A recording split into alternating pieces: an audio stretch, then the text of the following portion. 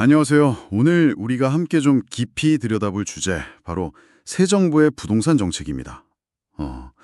주택 공급 확대부터 세금 조정까지 여러 대책들이 나왔는데 이 시장은 왜 이렇게 잠잠할까요? 심지어 어떤 곳은 가격이 더 오르고 또 서민들의 주거불안은 여전하고요. 이 현상의 핵심을 좀 파헤쳐 보겠습니다.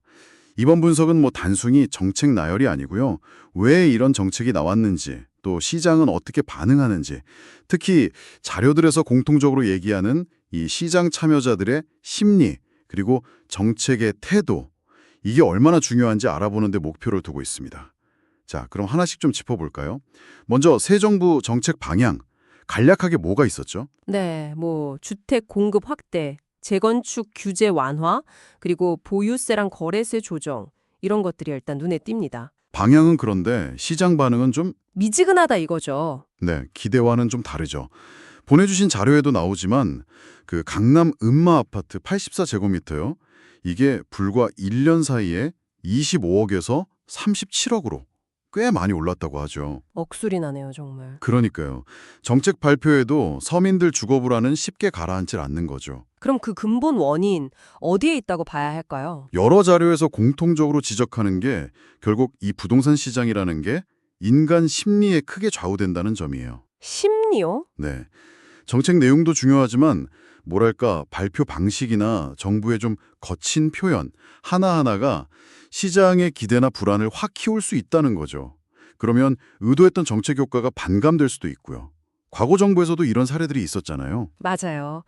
그래서 그 자료에 나온 시장이 미울수록 더 정중하게 바라봐야 한다. 이 말이 참 와닿더라고요. 정부는 공급 늘리겠다 약속했는데 실제로는 3기 신도시 착공률이 아직 6% 정도라고 하죠.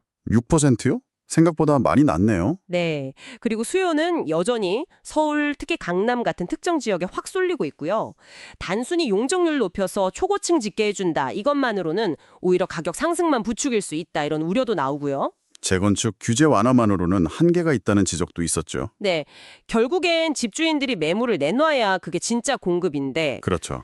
지금 상황을 보면 보유세 부담은 낮고 또 집값은 계속 오를 거라는 기대 심리가 있으니까 집주인들이 매물을 잘 안 내놓는 거죠. 이른바 매물 잠김 현상입니다. 이게 그 선진국하고는 좀 다른 모습이라고요? 네, 중요한 부분인데요. 보통 선진국에서는 나이가 들고 소득이 줄면 높은 보유세 때문에 도심집을 팔고 외곽으로 나가는 경우가 많거든요.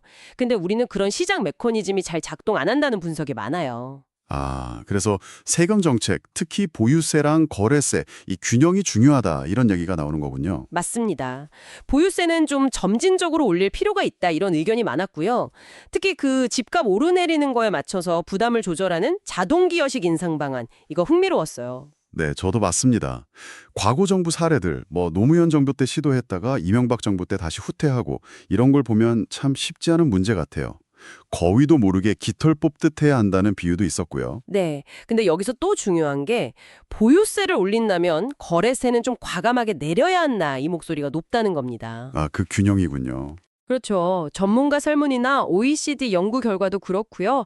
특히 오랫동안 집을 가진 사람들 중심으로 취득세나 양도세를 낮춰주면 그 잠겨있던 매물들이 시장에 나올 유인이 커진다. 그래서 실질적인 공급 확대 효과를 볼 수 있다. 이런 분석이죠. 보유세는 가격 안정, 거래세는 거래 활성화 이렇게요. 네, 그런 맥락입니다. 박훈 교수님 코멘트도 비슷한 취지였고요. 그럼 2025년에 있을 세제 개편 논의도 이런 관점에서 봐야겠네요. 양도세 중과 폐지나 종부세 완화, 취득세 감면 같은 것들이요. 네, 이게 실제로 시행되면 다주택자들 매도 심리나 실수요자들 매수 심리에 분명 영향을 줄 텐데요. 다만 여러 자료에서 공통적으로 강조하는 건 정책의 일관성이 중요하다는 점입니다. 오락가락하면 안 된다는 거죠. 그렇죠. 일관성이 중요하죠. 또 하나 흥미로웠던 건 다주택자를 바라보는 시각에 대한 이야기였어요.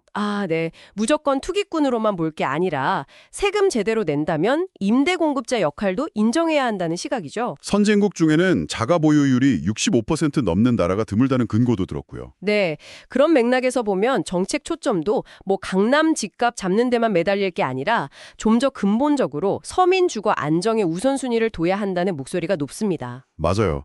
최저주거 기준 미달 가구가 아직 90만이나 된다는 지적도 있었고, 과거 DJ 정부 때 공공임대주택 공급 사례 같은 걸 참고할 필요가 있다는 제언도 있었고요. 네, 건설 경기 부양도 마찬가지고요. 무분별하게 하기보다는 꼭 필요한 곳에 적당히 집중해야 한다는 거죠.